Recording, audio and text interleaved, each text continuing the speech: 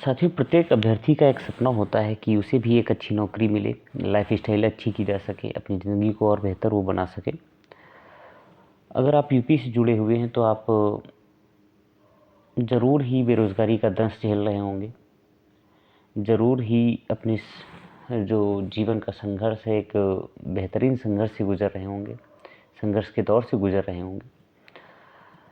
दोस्तों, अच्छी नौकरियों में अध्यापक की नौकरी बहुत ही अच्छी मानी जाती है और ये थोड़ा कहना आसान है, किंतु उसके लिए जो प्रोसेस होती है काफ़ी कठिन होती है, जटिल होती है।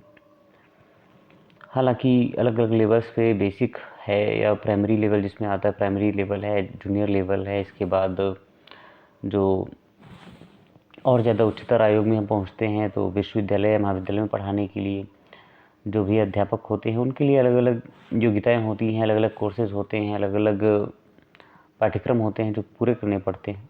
तो उसी कड़ी में आज मैं बात करने वाला हूँ बीएड की। बीएड प्रवेश परीक्षा की बात करने वाला हूँ जो 2023 में बुंदेलखंड यूनिवर्सिटी के द्वारा आयोजित की जाने वाली है।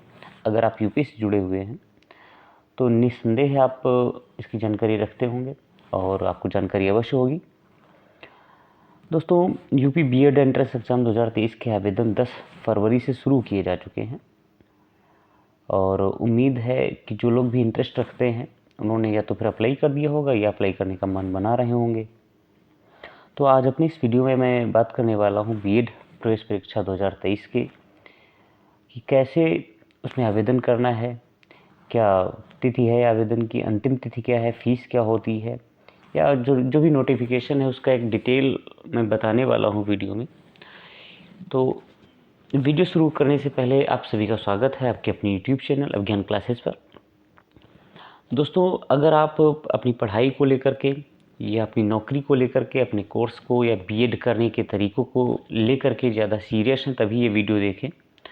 और वीडियो देखने से पहले आप सब्सक्राइब भी कर लीजिएगा कि जो भी चीज़ हम आपको प्रोवाइड कराएंगे चैनल के माध्यम से वो ऑथेंटिक ही रहेगी और जो भी कोर्सेज या जो कुछ मैं आपको बताने वाला हूँ, जो कुछ भी आपको चैनल के माध्यम से मिलने वाला बिल्कुल फ्री रहने वाला है। तो निस्संदेह ही जुड़े रहिएगा हमारे चैनल से, सब्सक्राइब कीजिएगा, अपने दोस्तों के साथ शेयर भी कीजिएगा। तो दोस्तों, इरफान सिद्दीकी एक शायर हैं, उनकी 2 लाइनें यहाँ पर लिखी हुई हैं। उठो ये मंजरे इस सप्ताब देखने के लिए, उठो ये मंजरे इस सप्ताब देखने के लिए, नींद शर्त तो नहीं ख्वाब देखने के लिए। मंजरे सप्ताब होता है रात की रोशनी, रात में जो रोशनी होती है तो उसकी बात हो रही है। और यहाँ पर जो सेकंड लाइन है मैं थोड़ा इससे इंस्पायर्ड हूँ कि नींद शर्त तो नहीं ख्वाब देखने के लिए। अगर आप भी ख्वाब रखते हैं एक अच्छी नौकरी का, इस बेरोज़गारी के माहौल में, इस बेरोज़गारी के समाज में, और आप देख ही रहे होंगे, आप देख क्या रहे हैं, अनुभव कर रहे होंगे, तो ज़रूरी नहीं है कि नींद भी होनी चाहिए हमें ख्वाब देखने के लिए। और अगर आप ख्वाब देखते हैं तो उनकी आपको पूरा करने की हिम्मत होनी चाहिए आपके अंदर। दोस्तों, मैं बात करने वाला हूँ बीएड प्रवेश परीक्षा की, तो चलिए शुरू करते हैं। यहाँ पर देखिएगा, संयुक्त प्रवेश परीक्षा जो हर वर्ष कराई जाती है बीएड के लिए उत्तर प्रदेश के द्वारा, उत्तर प्रदेश शासन के द्वारा, और ये निर्देश पुस्तिका है, उसकी नोटिफिकेशन जो ब्रोशर है वो है आपके सामने। और इस बार जो इसका आयोजक है वो है बुंदेलखंड विश्वविद्यालय झांसी। तो थोड़ा सा सब्र रखिए, सब्र के साथ वीडियो देखिए, आपको सारी चीज़ें आसानी से समझ में भी आएंगी और आप समझ पाएंगे। इसके बाद आवेदन कर सकते हैं आप और तैयारी भी चैनल के माध्यम से कर सकते हैं। देखिए दोस्तों, सबसे पहला क्वेश्चन उठ रहा था कि ये बीएड 1 साल का होने वाला है या 2 साल का होने वाला। तो इस बार जो ये प्रवेश परीक्षा होने जा रही है ये द्विवर्षीय पाठ्यक्रम है। ये क्या है? ये द्विवर्षीय पाठ्यक्रम है। आप यहाँ पर देख सकते हैं द्विवर्षीय पाठ्यक्रम है, बीएड द्विवर्षीय पाठ्यक्रम है और प्रवेश परीक्षा बुंदेलखंड विश्वविद्यालय झांसी उत्तर प्रदेश के द्वारा कराई जानी है। दोस्तों, यहाँ पर हम फिर बढ़ते हैं आगे। इसमें हम बात कर लेते हैं महत्वपूर्ण तिथियों की और शैक्षिक अर्हता की कि क्या एलिजिबिलिटी होनी चाहिए। तो एलिजिबिलिटी के लिए ज़्यादा कुछ बदलाव नहीं हुआ है, पिछली भी परीक्षा से ज़्यादा कुछ बदलाव नहीं है। अब इसमें देखिए, अगर आप विज्ञान या सामाजिक विज्ञान मानविकी वर्ग में आपने सामान्य वर्ग के हैं या पिछड़ा वर्ग के हैं और आपने स्नातक किया हुआ है तो आपके स्नातक में 50% मार्क्स होने चाहिए। कितने मार्क्स होने चाहिए? 50% मार्क्स होने चाहिए। अगर ये एलिजिबिलिटी नहीं है तो आपको जो पीजी कोर्स होता है, जो स्नातकोत्तर होता है, एमए या एमएससी, ये आपका पूरा होना चाहिए। और इसी के साथ अगर आप बी और बीटेक के स्टूडेंट रहे हैं गणित या विज्ञान विषय में, तो आपके लिए न्यूनतम 55% अंक होने चाहिए। बी या बीटेक में 55% अंक होने चाहिए, या ऐसी कोई भी परीक्षा है तो इसमें इतने ही मार्क्स आपके होने चाहिए, तब आप परीक्षा में सम्मिलित हो सकते हैं और फॉर्म अप्लाई कर सकते हैं। वहीं अनुसूचित जाति और अनुसूचित जनजाति के अभ्यर्थियों के द्वारा कोई भी मान्य विश्वविद्यालय जो है वहाँ से आपकी स्नातक उपाधि आपको उत्तीर्ण होने चाहिए। ठीक है, बी और बीटेक उनके लिए भी यही कंडीशन रहती है कि स्नातक उपाधि उत्तीर्ण होनी चाहिए, तो ये अर्हता में आ जाता है। ठीक दोस्तों, इसके अलावा और भी बहुत सारी चीज़ें संपूर्णानंद संस्कृत विश्वविद्यालय से जिसने स्नातक किया है उनके लिए भी न्यूनतम 50% अंक यहाँ पर दिए हैं। और आप अगर ज़्यादा कुछ डिटेल पाना चाहते हैं तो आप नोटिफिकेशन देख सकते हैं, जो आपको बुंदेलखंड यूनिवर्सिटी पे भी एक अलग इंटरफेस से मिल जाएगी और आप अपनी सारी चीज़ें क्लियर कर सकते हैं। साथियों, वीडियो ज़्यादा बड़ा तो नहीं होने वाला है और इस छोटे से वीडियो में आपके लिए बहुत ही महत्वपूर्ण जानकारी मैं लेकर के आया हूँ, तो वीडियो को अंत तक देखे रहिए और चैनल को सब्सक्राइब कर लीजिएगा, लाइक कीजिएगा, शेयर कीजिएगा अपने दोस्तों के साथ। यहाँ पर देखिए विज्ञापन की तिथि क्या है दोस्तों, 1 फरवरी को ये जारी कर दिया गया था विज्ञापन, और 10 फरवरी यहाँ पर 10 फरवरी शुक्रवार से ये आवेदन शुरू हो चुके हैं। ठीक, इसके बाद अगर आप विलम्ब करते हैं तो विलम्ब आवेदन 3 तारीख है। ठीक है, 3 मार्च के बाद है, और विलम्ब शुल्क सहित आवेदन पत्र की अंतिम तिथि क्या है, 10 तारीख तक आप आवेदन कर सकते हैं। 10 मार्च तक आवेदन आप कर सकते हैं। अगर आप विलम्ब हो जाता है, फीस में आपकी विलम्ब हो जाता है तो थोड़ा सा चार्ज ज़्यादा पड़ेगा और आपको ये सुविधा दी गई है।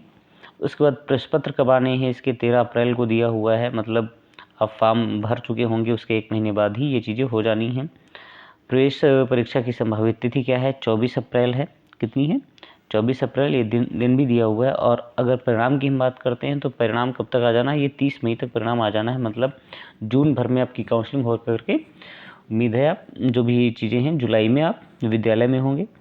और विद्यालय का मतलब यहाँ पर हो जाता है 2 तरीके के विद्यालय, एक तो सरकारी की बात हो जाती है, सरकारी कॉलेज हो जाते हैं, और एक बात आती है प्राइवेट की। किसकी आती है, प्राइवेट की आती है। दोस्तों, मैं 2016 और 18 में मैंने बीएड किया हुआ है, सरकारी कॉलेज से मैंने बीएड किया हुआ है। मैं लखीमपुर का रहने वाला हूँ, लखीमपुर के एक कॉलेज से मैंने बीएड किया हुआ है। तो जो भी मैं बताने वाला हूँ अपने अनुभव के आधार पर बताने वाला हूँ कि किस तरीके से आप तैयारी करें, किस तरीके से आपको बीएड में सरकारी कॉलेज आपको मिले, दाखिला आपका हो। तो ये चीज़ें सारी आपको मिलती रहेंगी चैनल के माध्यम से, तो जुड़े रहिएगा। तो यहाँ पर आप तिथियाँ देख सकते हैं कि तिथियाँ क्या हैं। ठीक दोस्तों, इसके बाद हम फ़ीस की बात करते हैं। तो फ़ीस देखिए, आवेदन के लिए जो शुल्क है वो शुल्क है सामान्य और ओबीसी के छात्रों के लिए 1400 रुपये, सामान्य और ओबीसी के लिए 1400 रुपये। देखिए फ़ीस इसकी हमेशा से ही महंगी रही है, और अगर आप अनुसूचित जाति के हैं, जनजाति के हैं, तो आपके लिए 700 रुपये फ़ीस है। और अन्य राज्यों के जो भी समस्त वर्ग की कोई भी कैटेगरी हो, अगर आप बाहर के किसी के राज्य के हैं, बिहार से हैं, राजस्थान से हैं, मध्य प्रदेश से हैं, उत्तराखंड के हैं, कहीं के भी हैं, तो आपके लिए 1400 रुपये फ़ीस रहेगी, किसी भी कैटेगरी के हों आप। उसी तरह अगर आप फॉर्म भरने में विलम्ब करते हैं, आवेदन शुल्क में विलम्ब करते हैं, तो आपको 2000 रुपये पड़ेंगे अगर आप जनरल और ओबीसी के हैं। और इसके अलावा अगर आप अनुसूचित जाति और जनजाति से जुड़े हुए हैं तो आपको 1000 रुपये पड़ेंगे फॉर्म भरने के, एप्लीकेशन के। और इसके अलावा 2000 रुपये सभी के लिए जो आप मतलब किसी एक दूसरे स्टेट के हैं। ठीक दोस्तों, इसके अलावा एक महत्वपूर्ण जानकारी मैं अपनी तरफ से आपको ये बताया दे रहा हूँ कि जो टीचिंग से संबंधित अगर आप बीएड कोर्स करने जा रहे हैं, या बीएड कोर्स करने के बाद भी अगर आप टीचिंग से संबंधित कोई भी नौकरी आपको मिल रही है, तो उसमें डॉक्यूमेंट्स का बहुत ही अहम रोल होता है, बहुत ही इंपॉर्टेंट रोल होता है, बहुत महत्व रखते हैं डॉक्यूमेंट्स। क्योंकि न जाने कितने डॉक्यूमेंट्स, और एक ऑथेंटिसिटी होती है डॉक्यूमेंट्स की, कि एक विश्वसनीयता होती है कि ज़्यादा पुराने ना हों। तो ये डॉक्यूमेंट्स का भी विशेषतः ध्यान रखिएगा आप। तो नोटिफिकेशन को पूरा पढ़ लीजिएगा, जो चीज़ें मुख्य थी वो मैंने आपको बताई। इसके अलावा जो भी हैं, जो भी डॉक्यूमेंट्स हैं आपके, वो पुख्ता होने चाहिए। डॉक्यूमेंट्स आप यहाँ से लेकर के काउंसलिंग तक आपको डॉक्यूमेंट्स संभाल के रखने हैं, उसके बाद भी आपको ज़रूरत पड़ती रहती है। तो ये सारी चीज़ें, जैसे आपका आय प्रमाण पत्र है, जाति प्रमाण पत्र है, अगर आप जनरल के नहीं हैं तो जाति प्रमाण पत्र हो गया, आय प्रमाण पत्र हो गया, चरित्र प्रमाण पत्र भी बनते हैं बाद में काउंसलिंग के टाइम। तो ये सारी चीज़ें आप बना करके, निवास प्रमाण पत्र है, तो ये सारी चीज़ें आप पहले से ही बनवा के रख लीजिएगा, उसके बाद ही फॉर्म अप्लाई कीजिएगा। ये चीज़ें आपको शुरू से लेकर के आखिरी तक काम आने वाली हैं। और होप करते हैं कि जैसे आप बीएड कर लेते हैं उसके बाद भी आपकी जब जॉब लगती है तो बहुत सारी यही सारी चीज़ें आपसे फिर से मांगी जाती हैं। तो इन चीज़ों को ध्यान में रखते हुए अपने डॉक्यूमेंट्स तैयार कर लीजिएगा और बहुत ही अच्छे तरीके से, व्यवस्थित तरीके से देख लीजिएगा, नोटिफिकेशन देख लीजिएगा, अपने आप से देख लीजिएगा, मैंने बता दिया। इसके अलावा आप अपने आप से देख लीजिएगा, उसके बाद ही फॉर्म अप्लाई कीजिएगा। बहुत सारे यहाँ पर निर्देश देखिए दिए हुए हैं, महत्वपूर्ण निर्देश हैं कि जैसे यहाँ पर भी दिया हुआ है कि आप निर्देशों को अवश्य पढ़ लीजिएगा, कैसी चीज़ें होनी हैं। फिर हम बात करते हैं दोस्तों, पैटर्न की बात कर लेते हैं कि पेपर पैटर्न कैसा होता है। ठीक, पेपर पैटर्न कैसा होता है, तो इसमें पेपर पैटर्न की हम जब बात करते हैं तो जो आप स्नातक किए होते हैं, स्नातक में आप साइंस या तो फिर लिए होंगे या आप आर्ट्स से किए होंगे, तो ये सारी चीज़ें हैं। तो उन्हीं के बेस पे आपको चुनना होता है, सब्जेक्ट चुनना होता है कि आप क्या पसंद करते हैं, क्या पसंद करते हैं, किस आधार पर आप बीएड की प्रवेश परीक्षा में सम्मिलित होना चाहते हैं। बहुत सारी चीज़ें हैं। तो इसमें यहाँ पर आप देखिएगा जो प्रवेश परीक्षा प्रारूप है, इसमें सारे जो प्रश्न होंगे वो वस्तुनिष्ठ होंगे, ऑब्जेक्टिव टाइप के होंगे। और एक महत्वपूर्ण बात ये है कि पूर्व वर्षों के बाद जो भी चीज़ें हुई हैं, निगेटिव मार्किंग होती आई है, सब दिन से निगेटिव मार्किंग होती आई है और वो चीज़ अभी भी इसमें आपको दिया हुआ है निगेटिव मार्किंग के लिए। और उसके लिए 1/3 अंक आपके प्राप्तांक से काटे जाएंगे। ठीक है, प्रत्येक गलत उत्तर है तो आपके 1/3 अंक काट लिए जाएंगे। 1/3 की इसमें नेगेटिव मार्किंग होती है। और प्रवेश परीक्षा किस तरीके से होती है, देखिए प्रवेश परीक्षा होती है 2 तरह की, मतलब 2 पेपर होते हैं।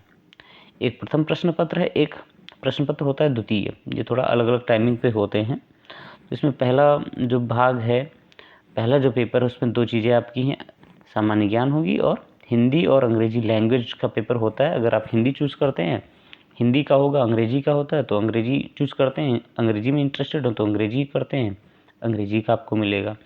तो ये 50-50 नंबर के 2 ये भाग हैं इसमें और पहले पेपर में, तो ये टोटल हो जाता है 50 और ये डबल अंक के होते हैं। ठीक है, तो ये 100 क्वेश्चन है और ये हो गए 200 अंक के।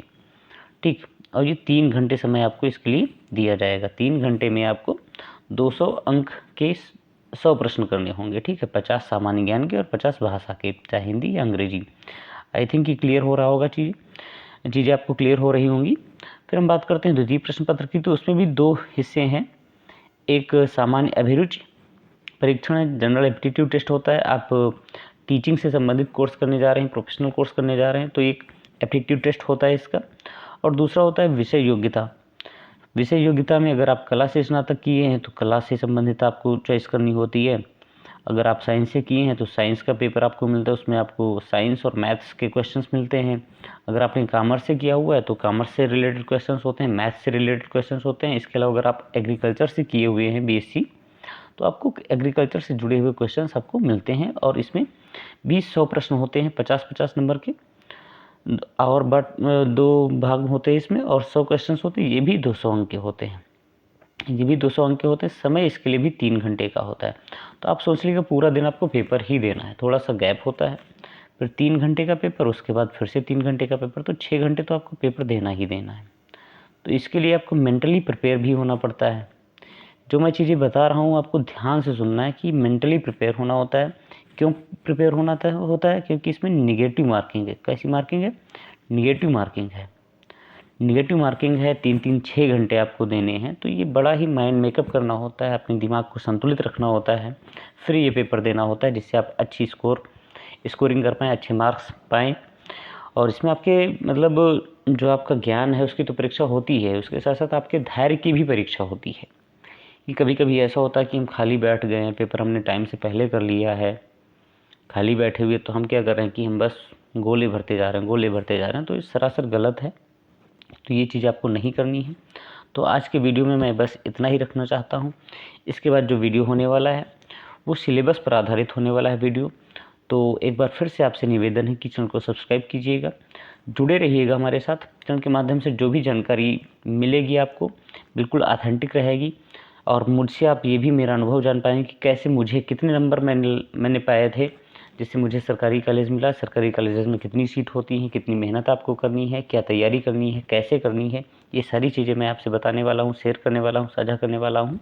और जो भी मेरी चैनल की तरफ से हो पाएगा वो तैयारी मैं आपकी करवाऊँगा। निःशुल्क तैयारी होगी, फ्री तैयारी होगी, बिल्कुल फ्री होगी, कोई भी चार्ज नहीं होगा। तो जुड़े रहिएगा और सब्सक्राइब कीजिएगा, नोटिफिकेशन बेल को भी प्रेस कर लीजिएगा, शेयर कीजिएगा अपने दोस्तों के साथ। आपने वीडियो को अंत तक देखा, बहुत बहुत धन्यवाद। जय हिंद।